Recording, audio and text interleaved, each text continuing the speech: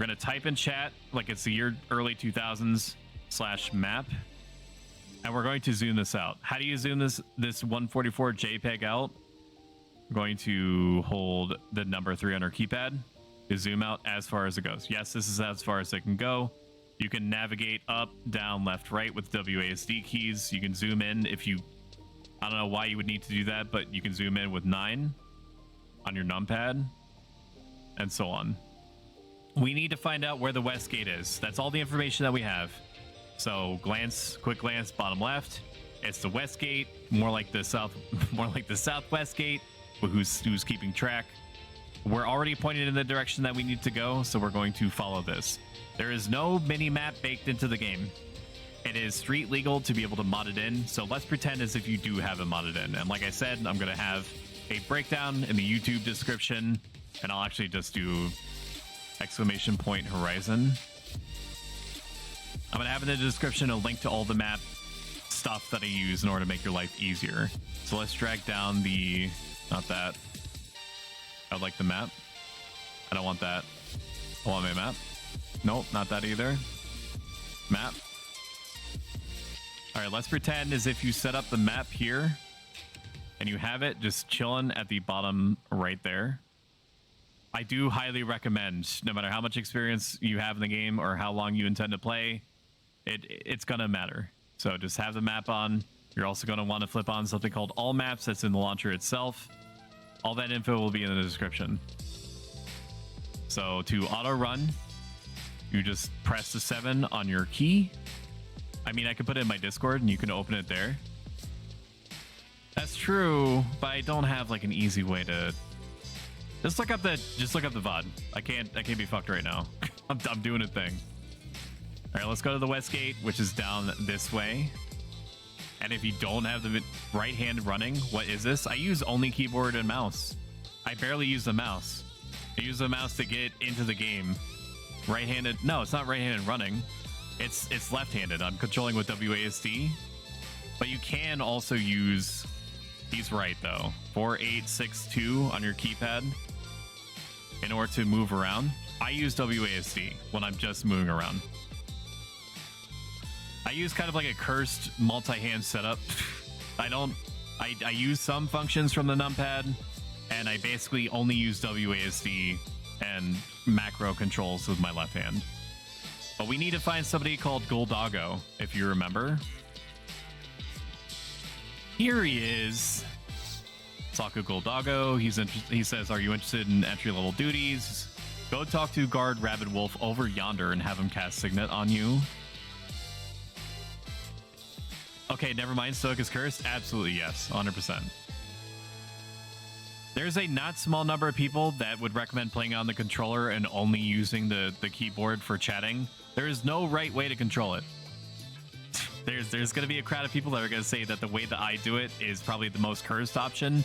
But fucking fight me, bro. I don't know what to tell you. I would agree that controller is deceptively intuitive with this game. So I would recommend starting off with a controller if you have access to that. There's ways of setting up an Xbox game controller with it. People also play on their PS4 or PS5 controllers. You can, I even for a while had like an adapter that connected an OG PS2 controller to my computer, and that even worked. Okay, you just do you just figure it out. You'll find a way that appeals to you the most. Hero uses a controller. Tomain uses left hand. Oh yeah, left hand for macros, right hand for movement. Yeah, no, my hands go all over the place. Left hand WASD, right hand arrow keys for sure.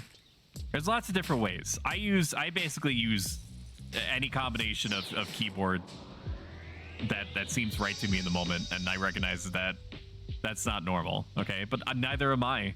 Am I normal? Absolutely not. We need to talk to Rabid Wolf and get something called signet. So tab target, or if you are directly head on with whatever the NPC is, you can press enter, or you can press 0 on your numpad. There's multiple different ways. If you want a truly cursed way of selecting, if you hover your mouse, which you can see on the screen, I can see that. You can click on Rabid Wolf. I am. in order to select him. Do not do this. Do not let this become your habit. Tab or 0, or if you're directly in front of whatever the individual is, press enter, and we're going to talk to him. I'm Rabbit Wolf. I'm an Iron Musketeer. I'm in charge of overseeing Bassock's Conquest campaign. Like I mentioned in the very beginning, if you watch the very first episode where I go over the starting nations and their differences, the nations are not at war with each other. Okay, they have like proxy wars through something called the Conquest system, where they're vying for control of different areas, and every week these areas, depending on how many people have successfully killed monsters in said areas versus dying, they get control, and then you can go to you get access to different ingredients and stuff like that. I'm not going to go into the Conquest system right now, but that's basically what he's talking about, is like the in-game lore system for capturing areas. We're gonna tell him we need something called signet, so we're gonna ask him to cast signet on me. He says that we've fallen into 3rd place because we're last stock Lamau, up votes to the right, and he's going to cast something called signet on us. When we go over the Conquest system at some point in the future, I will explain why you should care about having this signet on at all times. That insanely small diamond that you now see at the top left that says 3 hours, if you can zoom in, with the magnifying glass, that you want that on. You want that to be on as often as possible for many reasons. So we talked to him, we got signet cast on us. What do we need to do? Or you could do F1 tab. F1 to select yourself, and then tab to point at something else. There's a billion different ways. All right, Mr. Goldago. Looks like you're able to get your signet. Easy enough, yes, as long as signet is in effect. There's always a possibility that you will obtain crystals from enemies that you defeat, and there's increased defense and evasion. So in addition, the reason why you want signet on, I'll just give you the blurb now, which is what he's basically explaining it to you, is that you get these things called crystals. Crystals are used in crafting. You can only get crystals if you are killing things with your signet on, and typically they're going to be your bread and butter, making very small amounts of money when you first start, and for a while you're going to be living guild check to guild check. It's something that you need to accept early on. The game's economy matters a lot, okay? So every little bit makes a difference. You also, when you're healing yourself, you don't lose something called tactical points, or TP for short, but we'll worry about that later. Just keep it on. That's all he's saying to you. And then he's explaining that it helps with your healing rate and stuff like that, and it's telling you that he's giving us food. Okay, he's giving us food. He's telling us that food does different things, like it gives you different buffs, and then you can talk to him again if you want to know these things. This is a breeze. Now he's telling us that he wants us to eat the food, or eat a piece of food that he just gave us. To do that, go into your inventory, buy items. For warp scrolls, of course, for a while, this is the main way that you're going to be warping back home. That's for sure. All right, we're going to go into our inventory, and our inventory right now, it shows that we have 6 items out of 30. The 30 is the maximum. 30 items is the maximum that we can hold. We have something called an onion great axe that we have not equipped yet, and we have the meat jerky that he just gave us. The meat jerky is showing us that it's consumable by the fact that its name is in yellow, so we're going to select it, click on use, and it's going to highlight us saying, do you want to consume this meat jerky, aka are you wanting to use the meat jerky on yourself? We're going to tell the game yes, press enter one more time. It's going to give us a little status bar, and we just consumed a strip of meat jerky. They're going to see what I believe is a burger icon. I think it's a burger. I can't imagine what that is if not a burger. It's like a little burger with like some gooey cheese on it. It appears at the top left. It says 29 minutes. It means that it's giving us a boost of some description for a whole ass half an hour. That's real time. Sometimes, not always, food is going to tell you what it does. We're going to take a look at meat jerky one more time. Meat jerky gives us +3 strength and takes away 1 point of intelligence, which does not matter. We're a warrior. We don't cast spells, offensive spells. Who gives a shit? We only care about strength, and it's going to give us attack. The different attributes in the game are going to be something I'm going to cover in the future. But basically, the game does like a calculation of what stats you have compared to what stats the enemy has. The enemy stats are hidden from you, and then it gives you a damage number that it rolls in the background. So as like a damage dealer, as a tank, we care about doing damage, so we want our attack to be as high as possible and our strength to be as high as possible. So we have talked to him. We have consumed the beef jerky that he's given us. Let's talk to him one more time. Borgir, cheeseburger, the bees churger, as they say. Check out the fully belly on you. Well done. Signet meals play crucial roles. Exiting that gate over there will lead you to an area with hostile enemies. Try to target one of the monsters and then select the check option from your menu. This will help you ascertain the monster's difficulty and make sure that they're not too strong. Engaging any enemy. Sorry, I've been talking literally all day and my mind is getting flooded. Engaging enemy that checks is very tough or above will result in your signet not granting you the defense and blah blah blah. This is going to mean nothing to you. You have no frame of reference for what any of this shit means. Okay, so just get through it. He's talking about weapon skills, which are basically special moves. Once you become quote unquote adept enough with your weapon, which I'll show you in a moment. He's just talking about what weapon skills are and what some examples are. We don't have anything equipped right now. Just like we used food, we need to equip items in order for them to be available to us to use. Pretty straightforward. Dash to bring up the same menu. Go to our equipment. Under our main slot, we're going to select it, and then we're going to tell us to equip in our main slot this onion great axe that we have. It updates our visual to show that we have the weapon equipped. When you get pieces of equipment, you're going to be slotting them according to these different areas. You'll get something called a wardrobe later that you'll be able to access items out of without needing to be in your inventory. Again, we'll cover that in future. I'm not going to touch that here. But we've equipped it. We've done what he wanted us to do. And he wants us to get our weapon skill up. In order for you to skill up your weapons, you need to attack enemies with your weapon. So we'll go do that now.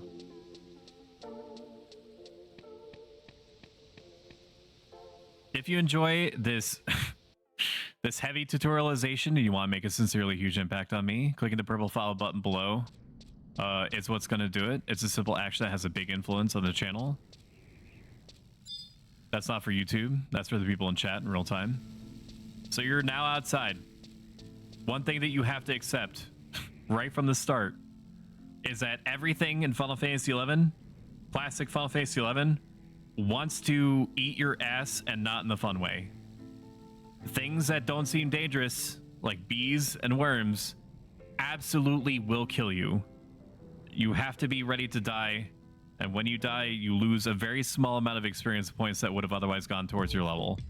Do not be disheartened when you die. It's just a fact of life in this game. The more experience that you have with it, the less often you're going to die. I promise.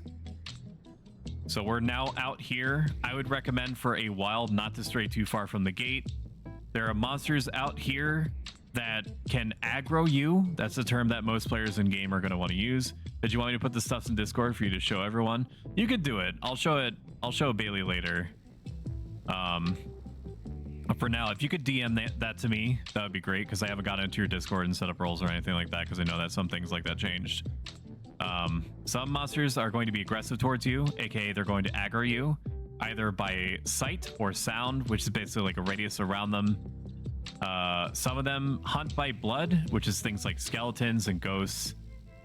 But in most cases, either they're going to be aggressive or they're going to be passive. Most of these things directly outside of the city gates are going to be passive. If you can run right up to this bee, for example, it's not going to give a shit. You can run around it. It's not going to bother you unless you bother it. So what did he just tell us to do? We have two objectives from the tutorial quest giver. We have to do something called checking the monster, and we have to start attacking monsters in order to get something called weapon skill. So the first thing that you want to do whenever you approach literally any monster, unless you get a lot of experience and you know relatively what what you're going to be dealing with.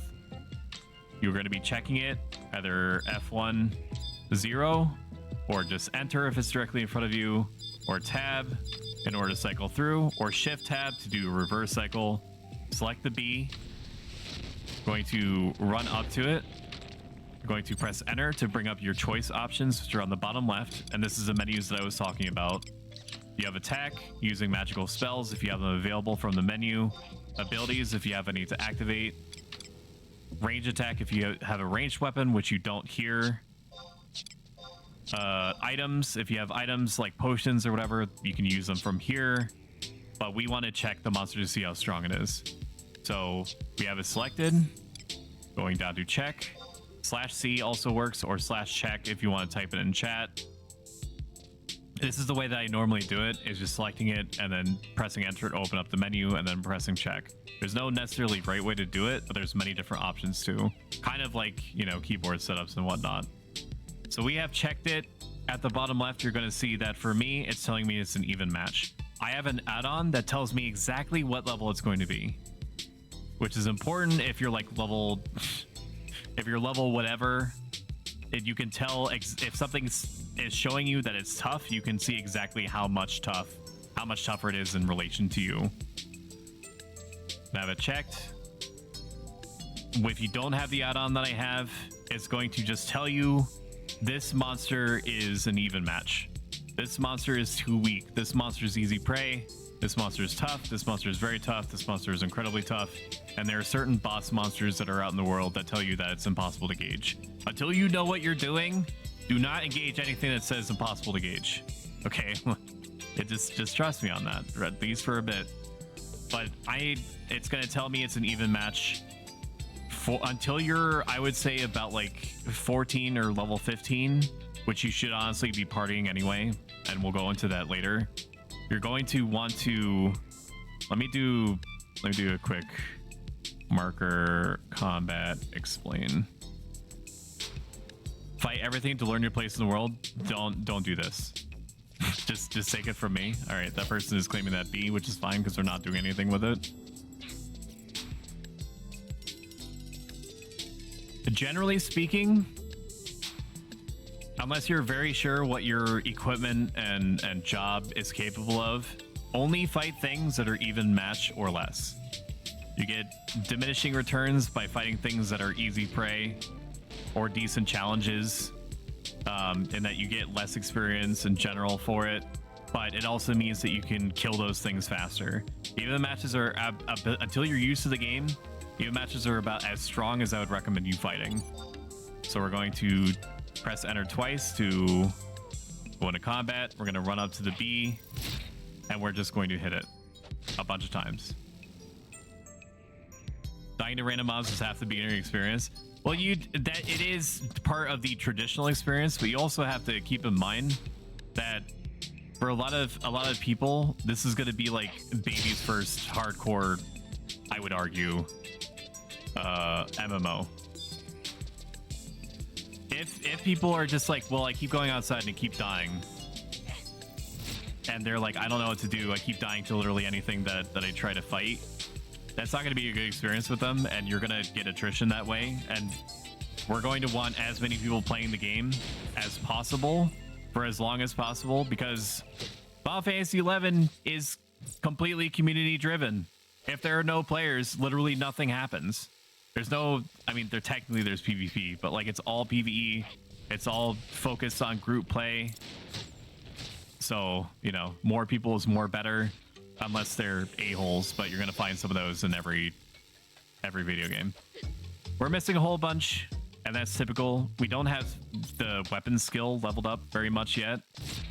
With each weapon in the game, you're going to need to use it in combat directly in order to get skill in it.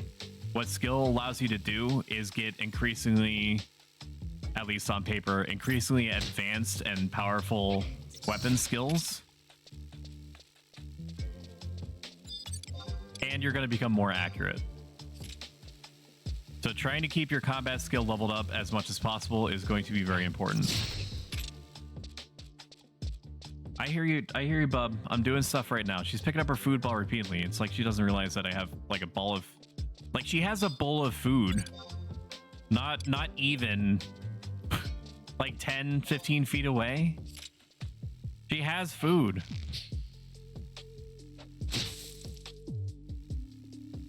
I'm being asked if no warriors normally so slow as this axe. The great axe is a pretty slow weapon in general. You'll probably want to swap out for a normal axe, and shield until... Okay, so we're gonna level up. That's our objective right now. We're slowly getting up experience. Like you get combat skill in pretty much everything. I see you, bub. I see you. I hear you dropping the ball over and over again. Just let me finish this tutorial just for like 2 seconds. And then I promise I will feed my starving child. My goodness. I can take it for granted that all these huge hornets are level 1. So we're just gonna keep killing these until we get a level up. This one should level us up. Just so you can see what it looks like.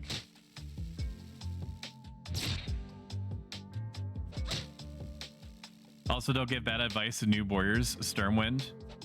He's honestly like they're gonna be asked to they're gonna be asked to tank.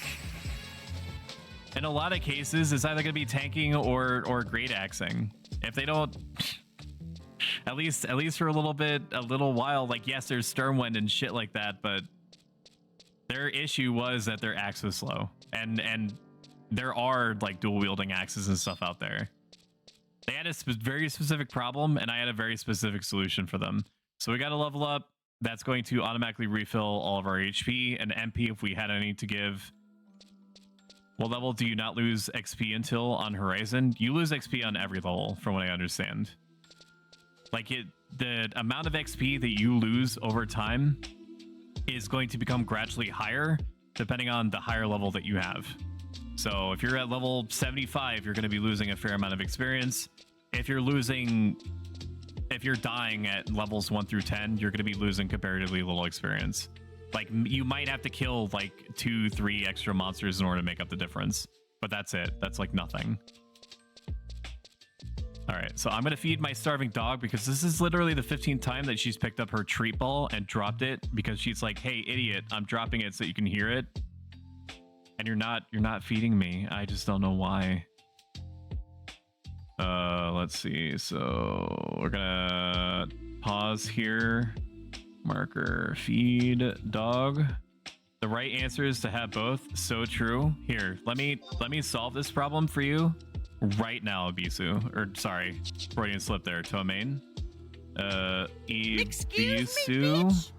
Just for you, I'm gonna tell this person, great axe is great for attacking, doing high damage.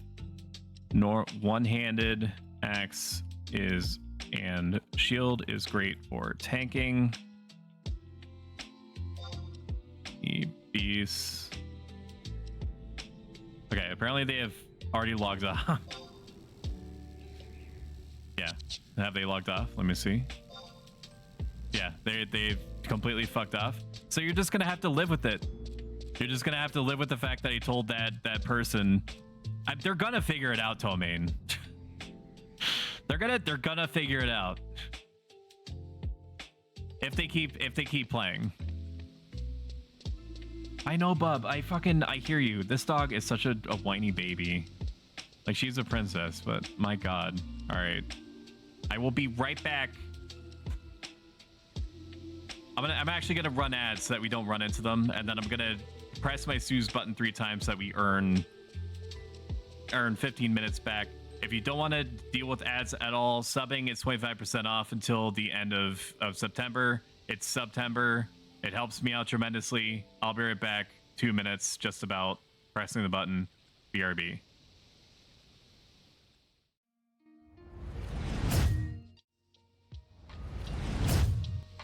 Okay, I am back, and there's a 99% chance that I'm gonna go be kind to your adorable pupper. She's had her food vehicle accounted for. Hi, Felicity. She's taken care of. Amazingly, I am not broken. That's incredible. All right, this is as far as I'm gonna go with this character. Okay, she's basically gonna go into her Mog House and live there. What the hell is a Mog House, you ask? So if we open up our map, /MAP in chat, and then pressing enter to confirm, you're going to see these arrows that are pointing to residential area. The very first thing that you're going to want to do in order to preserve your sanity as early on as possible is do something called a Mog House exit quest. I'm not going to tell you how the auction house works exactly. That's its whole ass other topic. But we're going to go look at the auction house right now, and we're going to grab a very specific item off of it.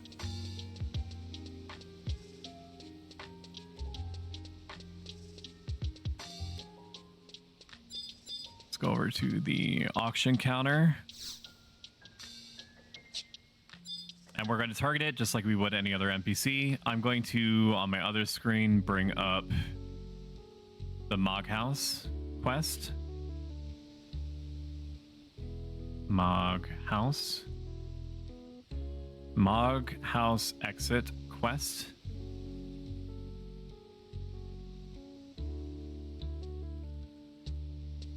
I would like to. Okay. Let's boot up our toggle, browser toggle. Okay, we're looking at our Mog House. Like what a Mog House is, the wiki explanation at classic FinalFantasy11.com, or sorry, .fandom.com.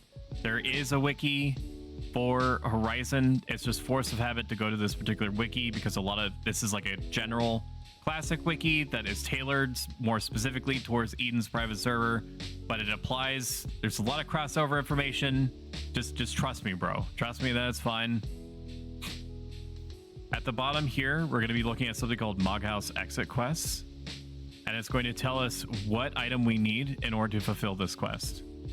So we need something called an Amaryllis, and you're not going to be able to find an Amaryllis anywhere, I think, for like anywhere within a reasonable distance of Bastock. You can click on it in order to get a general idea of where you can buy them. You can either get it through gardening, which is its own thing, but you can find Amaryllis eyes, I don't know the plural is for that, from merchants in that starter, or in that like Fantasy Switzerland place I described earlier called Juno. You can't get it here easily, so your best bet is trying to sell whatever you can, which is my recommendation. So whatever you can that you get, preferably in stacks to see the biggest return right away, on this auction house, and I'll explain how the auction house works, but at some point in the future. But for now, just know that you need something called an Amaryllis, and that the sooner that you scrounge up enough money in order to buy it off of the auction house, the better, because then you can turn it in to get the function to leave, to basically teleport to any other major area in Bastock, because there's multiple different areas. There's Port Bastock, there's Bastock Mines, and anything in this game that lets you move around a little bit more easily. And I hate to keep saying this, but I'll explain like methods of getting around and the do's and don'ts later. But just know that you can select these auction house. There's an auction house in each major and most major areas. Like there's a auction house in Bastock Mines, and here in Bastock Markets, there's no auction house in Port Bastock or a place called Metalworks, which is like the city's capital. But go into bid, and under materials, under alchemy, you're going to have it unsorted. And I'll go over this again whenever it is that we talk about the auction house and how truly fucked that whole situation is. But if you want it alphabetical, you can tell it to sort. And the Amaryllis will be right here. Going to select it. Gonna go to price history and just try to get the money up to the point get your money up to the point that you can buy one of these, and then do this Mog House exit quest as soon as possible. It might not seem like it matters that much, and I'll have these details in the section that I talk about easily getting around at some point in the future. For now, just know that that's the thing that you need, and it's like it's top priority to try to get that Mog House exit quest done for whatever nation that you start in. But we need to find out where the Mog House is. The Mog House is where you store all of your items and stuff like that. We want to know where it is, so you need to look at your map and look at residential area. That is where your Mog House is. So we're going to point ourselves in the general direction that the Mog House seems to be. And we do be making our way over very slowly to where the Mog House is. There is different ways of speeding up, relatively speaking, your way of getting around, but you're not going to have access to those for a while. Oh, browser, thank you. Yeah, so just I appreciate it. Professional streamer, by the way. Map, find the residential area, and make your way over to it. And you'll see these keys represent the general area. Let's get on getting in there. And there's a short loading screen. And before I forget, I'm gonna run this news a few times. Okay, this is your house. Welcome. You can put furniture in it. There's various reasons why you would want to do that. Our concern is talking to this Moogle. So let's select the Moogle by pressing enter, just like we would with any other NPC or the other options that have been explained to you prior. We're going to talk to him, and he's going to give us a whole bunch of options at the bottom left. For a long time, there's only a few options that you're going to need to care about. You won't need to worry about gardening until you dive into that whole deal. Gardening, as of this writing, happens to be broken, so just don't worry about it for now. Layout is what you would select if you want to place down furniture. We have no furniture, it doesn't matter to us. Open Mog, don't press this. It does something on retail. It has no functionality here, and you're just going to make the game upset. Remodel, you can make it look Sandorian. I think like that. I honestly wouldn't fuck with this at all. You can make it look like a Sandorian Mog House or Windersian Mog House and so on. I would just keep it the same because ours has a fireplace, so it's clearly superior. And by ours, I mean best stock. I didn't even mean to say best stock. That just came out completely fluidly. All right.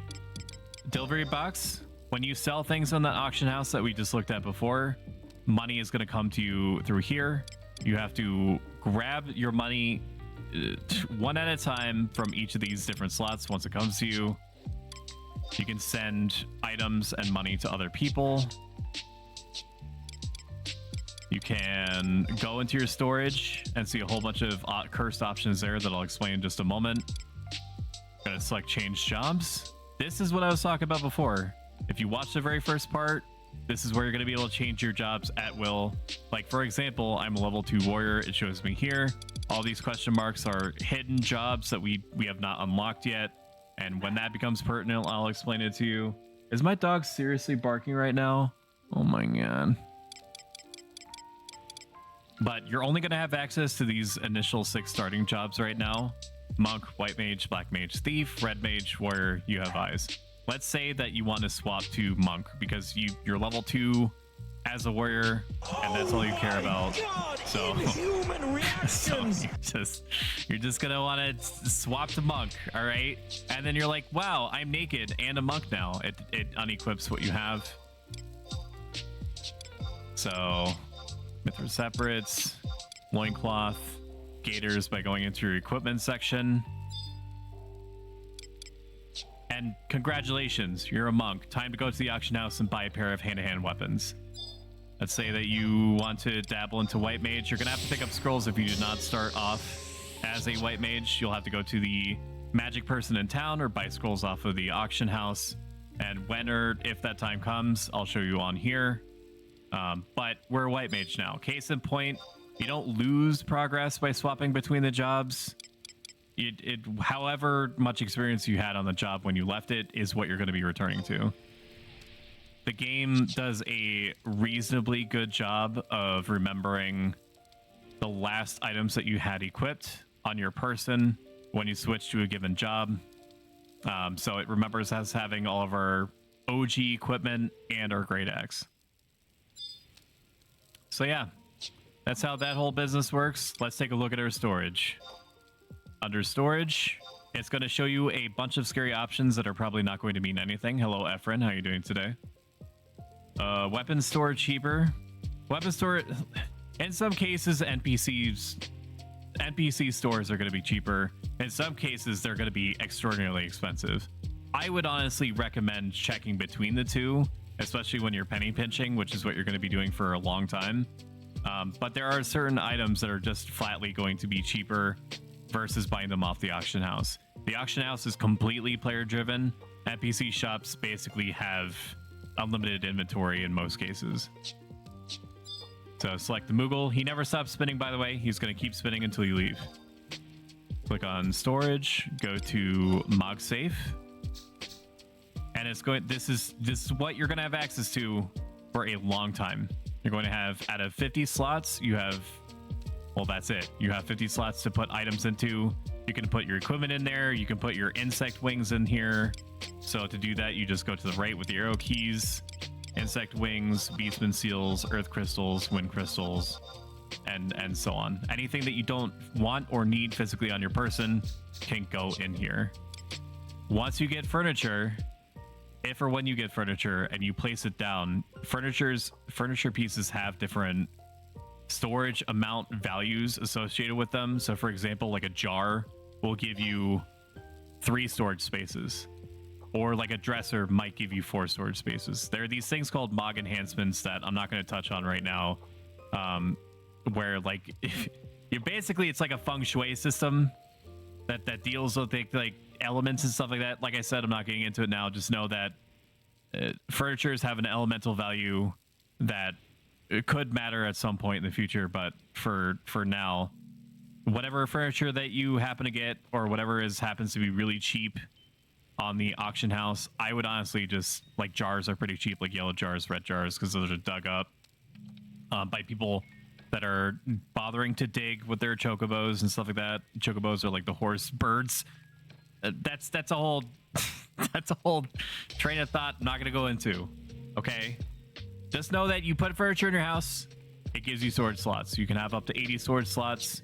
You earn more Mog safe spots by doing quests involving your Moogle, and later on, as you do missions, you're gonna get access to something called the Mog wardrobe, which I touched on ultra briefly before, which any equipment that you put into your Mog wardrobe can be pulled out at will and equipped without needing to have the equipment physically on your person. So unbelievably important to get as many wardrobe slots as you can, because there is a lot of equipment in this game and it's gonna matter. Just trust me, bro. You're gonna want as much storage and Mog wardrobe slots and inventory slots as you possibly can, especially triply, quadruply, pentuply so if you're gonna go into crafting, which you shouldn't for a while. Just take my word for it. But when you do consider crafting, you're gonna want as many slots in as many different areas as you can.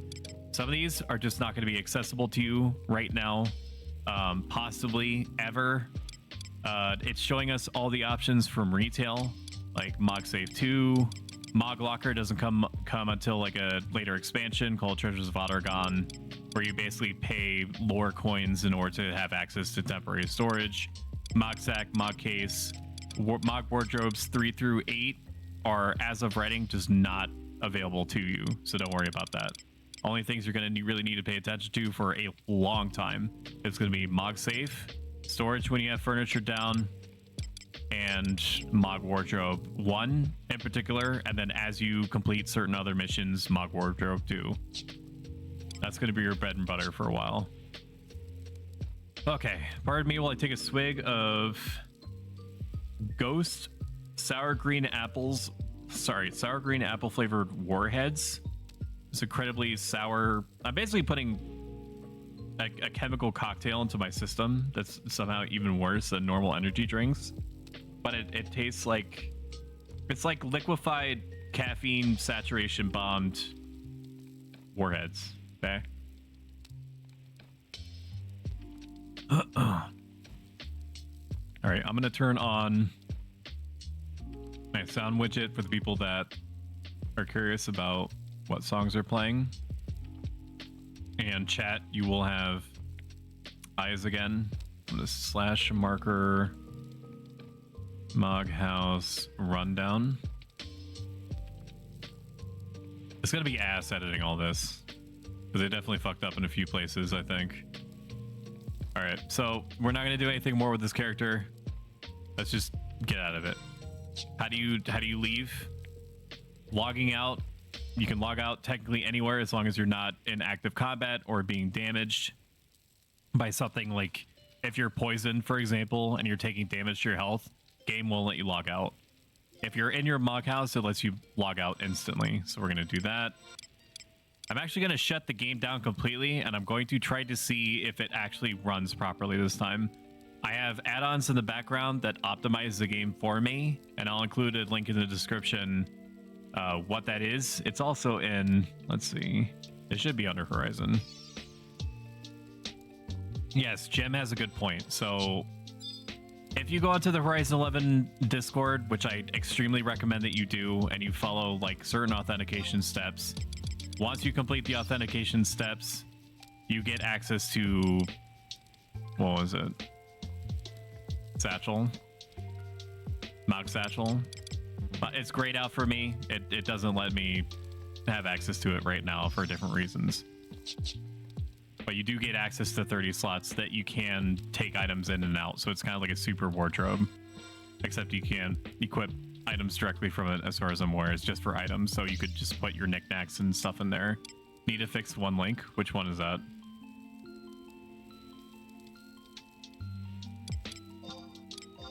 All right, I'm going to shut down the game.